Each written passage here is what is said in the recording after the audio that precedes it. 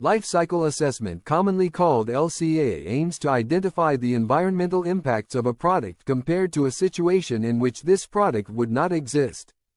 It is based on a dual life cycle and multi-criteria approach. We are passing through an era of materials innovation and revolution. Composites products are finding applications in all walks of life.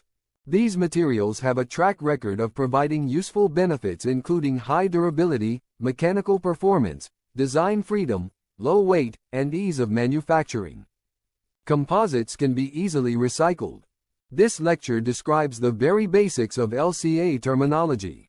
As we already understand that LCA aims to identify the environmental impacts of a product.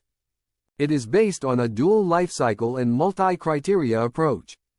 LCA is a technique to assess the environmental aspects and potential impacts associated with a product, process, or service, by compiling an inventory of relevant energy and material inputs and environmental releases. A life cycle assessment consists of 4 phases. These include determining the scope of a particular product as profit-earning useful commodity in consumer market. It is followed by detailed analysis of all the raw materials and processes involved in its manufacturing. The third step is to assess the impact of its production on the environment and what will be the mode of its disposal. An important point to consider is, does it have the potential of repeated recyclability that would reduce environmental load? Final interpretation or assessment is deduced from the above narrated analyses results.